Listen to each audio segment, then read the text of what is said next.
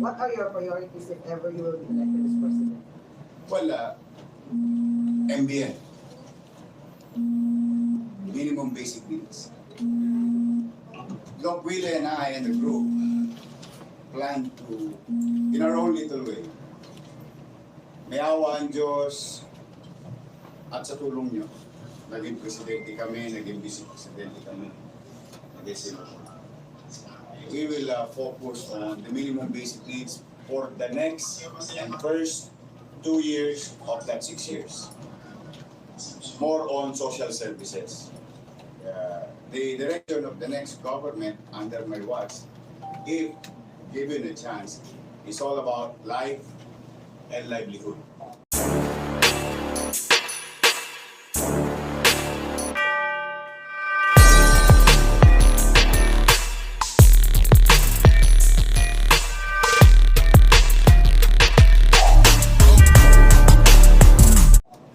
Buhay, mapangalagaan. Salamat kay Doc. Kasi doktor yung partner ko. The same thing that what we did in Manila, fortunately, the people of Manila gave me a vice mayor who is also a doctor. And modesty aside, despite Manila being the most dense city, if not in Asia, but definitely in the Philippines. At 2 million plus nighttime population, 3 million daytime population, today as we speak, about 80 plus na lang ang active cases namin, with about 800 plus bed capacity in our quarantine facility and more than 800 bed capacity for our mild, moderate cases. And 149% vaccinated and 126% vaccinated for second dose. On top of the vaccination for 12 to 70 years old at 80% in less than 1 month. And a few thousand, especially the A1, A2, A3 vaccinated as booster for our A1, A2, A3. So the same concept of life, protecting life, will be applied in the entire country on how we manage in our own little way the COVID infection in the city of Manila. Then because of, I think records will show now, because of efficiency of my fellow co-workers in Manila City Government, especially our medical frontliners, the city of Manila, as a matter of policy, medyo liberal yung pagbubukas ng negosyo. Because we wanted people to have an opportunity to go back to work. Sabihin, we can learn how to live with COVID-19 and go back to work safely. So, almost the same formula. Niawan Diyos, kami ni Doc Willie, si Samira, si Jopet, si Carl, will focus on stabilizing our capacity for a possible surge or continuing infection, then buksan ang ekonomiya, buksan ang negosyo para magkaroon ng hanap buhay ang tao. Tapos, walang magugutom. Yes.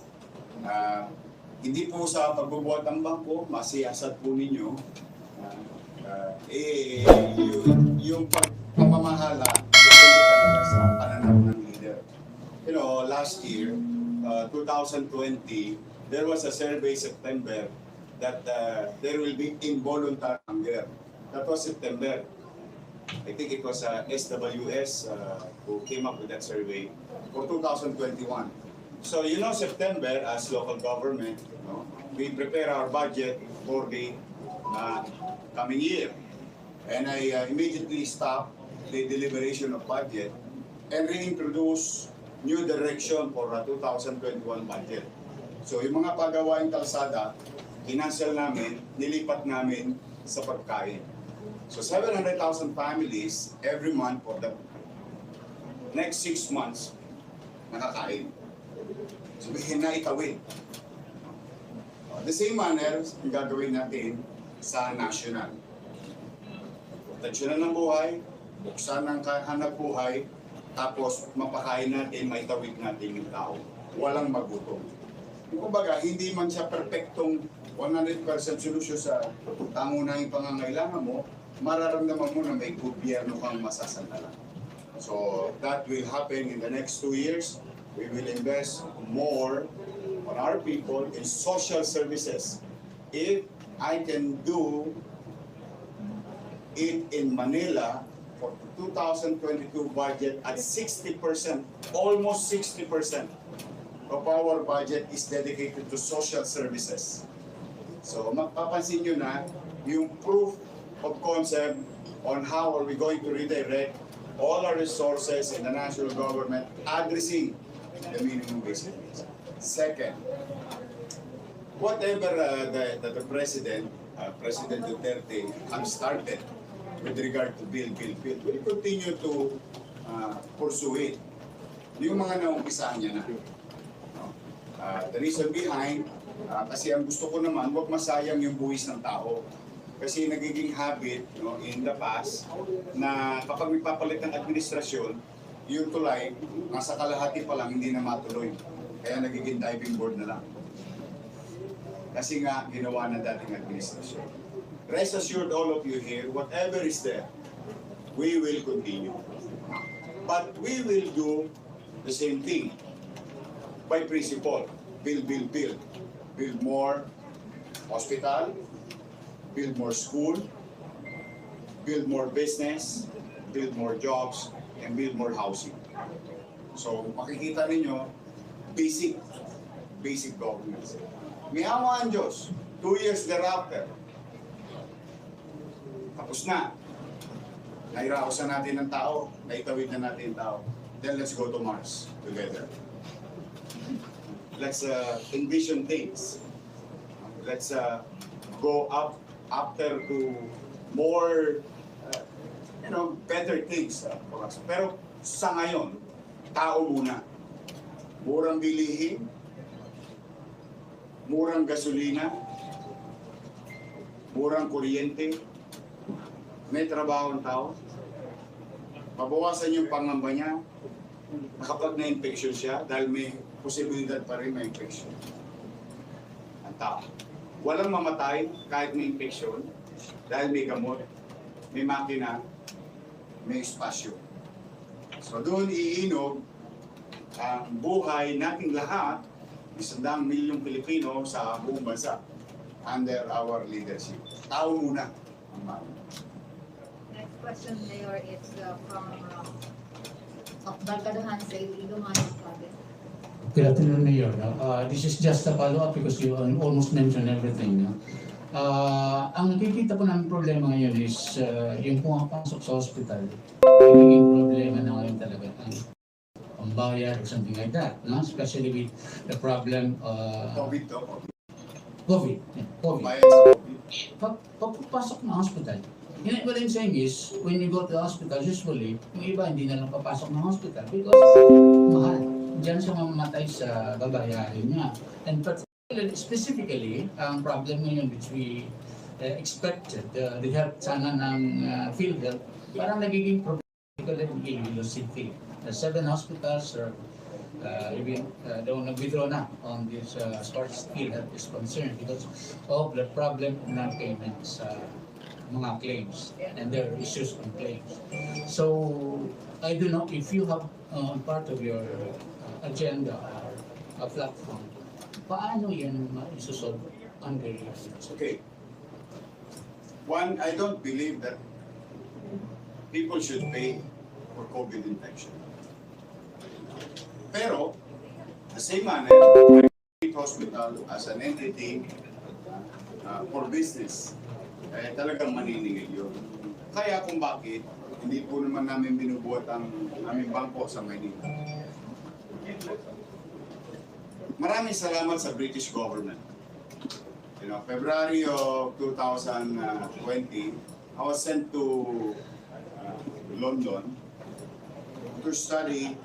At the time, hindi pa pandemic. Pero may high infection na sa. So, nung nakita ko yung plano ng British government about how to address pandemic, So easily, yun yung inuunahan namin, yung hospital.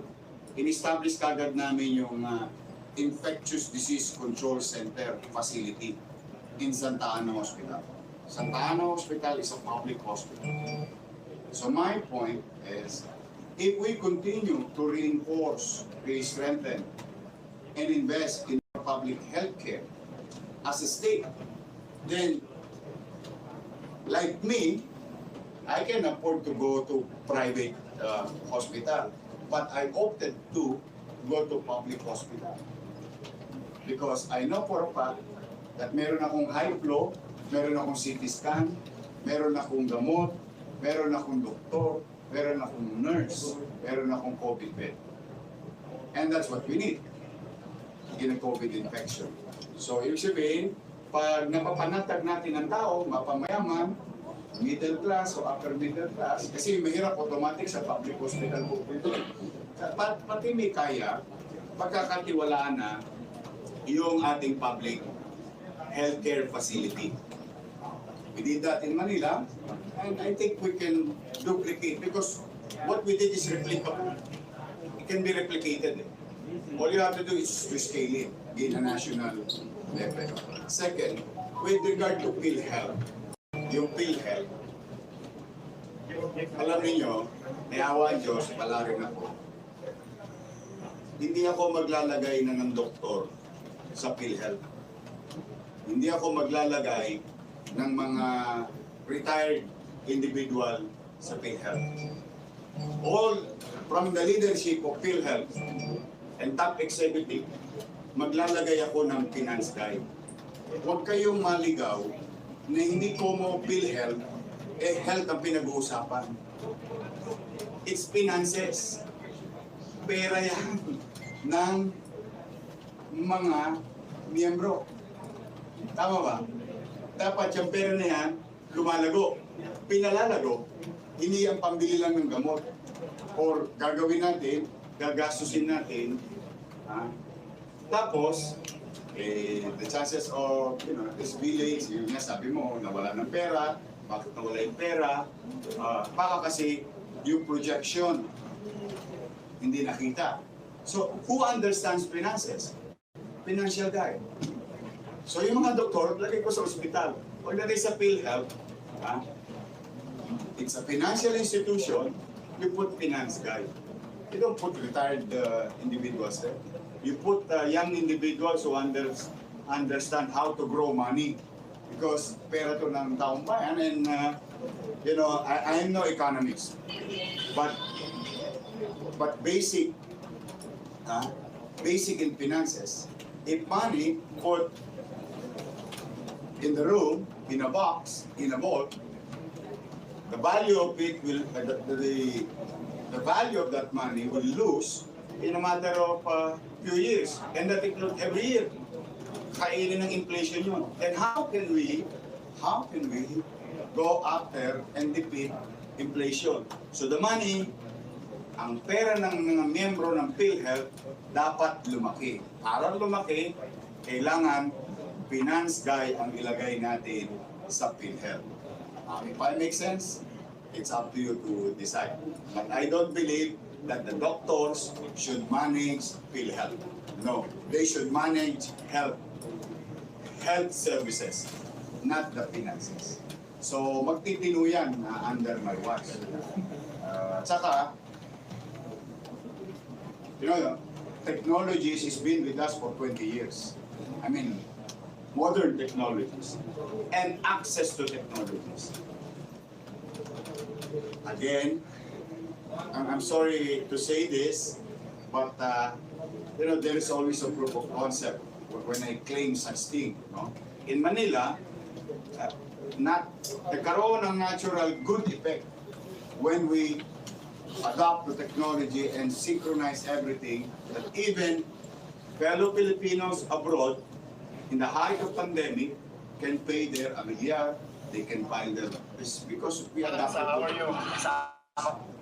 I think hospital system, meron naman ng public, and of course, private, kailangan may isang system lang yun. Yun ang akin. But that is my take. I think Doc Willie has something to share as a matter of idea kasi health naman ang pag-uusapan, not PhilHealth. Yes, matagal ako nagtrabaho sa Department of Health for 5 years. Alam ko yung problema ng PhilHealth. Ngayon ang problema kasi kulang ang pera nila. Kaya nagiging very complicated yung mga papeles. Mas complicated ng papeles, mas nahihirapan yung hospital para hindi sila magbayad. Diba? Ito ang problema. I mean, Oo. Tapos yung classification, sobrang komplikado. Sa isang sakit, sa dami, nalilito na yung doktor. Yung doktor hindi na nagre-reklamo sa akin, buong araw nag-check na lang eh. Kasi nga, hindi nga makabayad. Kasi nga, kulang yung pera sa PhilHealth. Kung hihingi natin yung pera sa tao, magagalit ang tao. Kaya pwede tayo maglagay ng pera more galing sa national government. Ang pinaka-problema ng PhilHealth, yung interoperability ng sistema sa local tsaka dun sa national. Iba yung sistema, kaya mano-mano, kaya mabilis makadaya. Lusot, hindi ganun kadali yung interoperability, malaking amount, at I think 1 to 2 years. Pero basically kasi, kinaligtaan ng gobyerno yung kalusugan. Walang libreng gamot, walang libreng check-up, walang libreng gamot sa high blood at diabetes. Kaya pagdating sa hospital, heart attack na, stroke na, wala na, ending na. Pero kung nag-focus tayo sa prevention, bigay ng gamot, mga bata, yung mga buntis, inaalagaan natin para paglabas ng bata natin, normal. Yung mga bata natin paglabas, blue baby, cerebral palsy, habang buhay, kawawa tayo. Ganun lang kasimple. So si Yorme, maglalagay siya maraming pera sa kalusugan, alagaan natin, magiging mas matatalino mga bata, mas konti mga hospital, at syempre nga, maglalagay na lang ng pera sa national government. Kundi yan talaga, mag-aalisan sila, magwewelgahan lahat yan. At syempre yung corruption pa. Yung finance guy, ito magaling siya sa corruption. Mahuli. So kawawa talaga yung mga kababayan natin. because, it's all about math. And math is a perfect science. 1 plus 1 equals 2. And now, the best way is to get people to make PhilHealth financially healthy. And it has to be. Because the principle is good. The intent is very, very good. Access to proper health. Kaya may pantay yung makakamit ng mahirap, middle class, upper middle class at mayaman in terms of services. Last na lang yun, ipapalakasin natin yung health center. Pag malakas ang health center, puno sa gamot, merong laboratory, gagaling na doon sa baba, hindi naabot dito sa mga hospital na mamamatay. Ganun po talaga. Kaya tayo tumatakbo, nakakaawa.